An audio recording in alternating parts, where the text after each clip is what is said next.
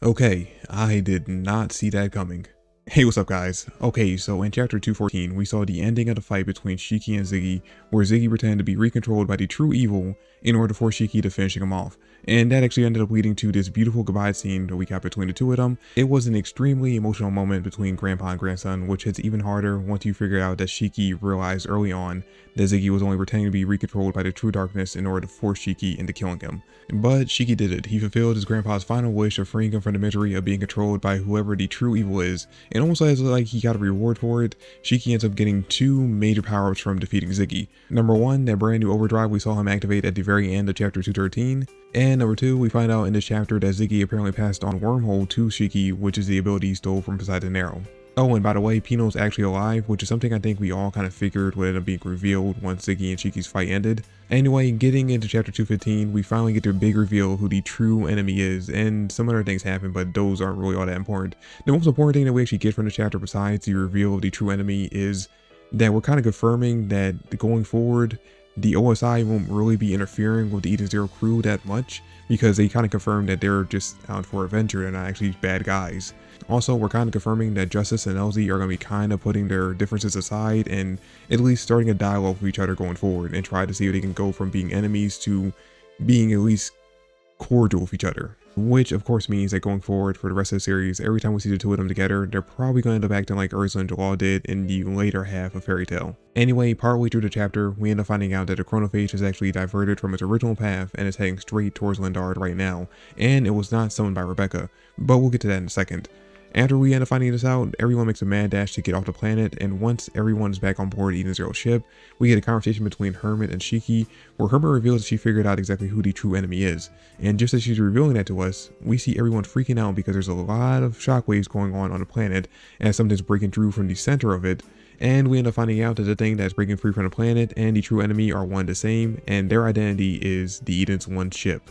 Which was like such a holy crap reveal that I personally did not see coming, but someone on Reddit actually pointed out that we all should have saw this coming because Hero pointed out to us back in chapter 210 when he revealed the fact that there actually was a true enemy. When we saw that double page spread of all the characters laid out on who are currently on Lendard, it was kind of hinting at one of them being the actual enemy.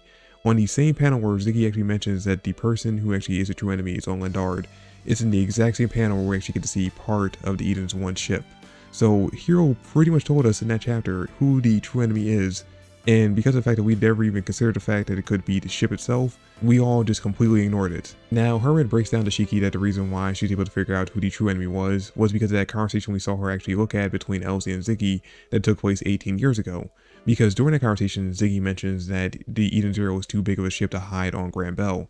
But if that's the case, then why was the Eden's One on Grand Bell? And she pretty much uses context clues to figure out that the Eden's One probably was built on Grand Bell around the time they were on their original journey to find Mother, probably during that missing period of time that's been erased from all the Shining Stars memories. And basically what she figures happened is that during its construction, the AI that was on board the ship just became too advanced and eventually just gained sentience and, well, turned evil. But I don't think that's all to it, because one lingering question we have about the true evil reveal is how does the Eden's One, if it was built after Ziggy lost all his memories of what happened in his previous life as Shiki, how does that have the memories of what happened to him back then?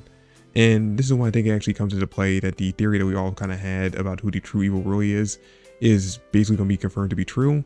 And that is, I think that what ended up happening is that the AI they used to create Eden's One is based on the memory or somehow being controlled by the spirit of the Rebecca from Ziggy's original timeline.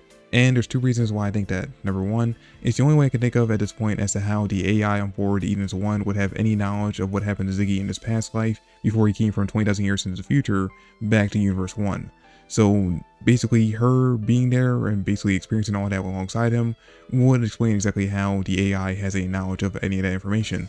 And number two, we know the Chronophage is on its way to Lendard right now, but Rebecca did not summon it, which means that someone else who actually has the ability to attract Chronophages must have done it instead.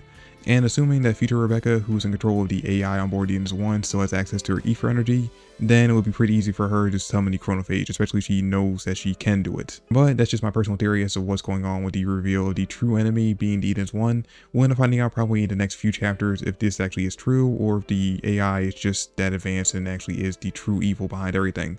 Anyway, that's it for the video, guys. Thanks for watching. Hope you enjoyed. If you did, drop me a like, subscribe to the channel, I would really appreciate that, and comment down below your thoughts on the chapter. Anyway, that's it for the video. Thanks for watching, and I'll catch you guys in the next one. Peace.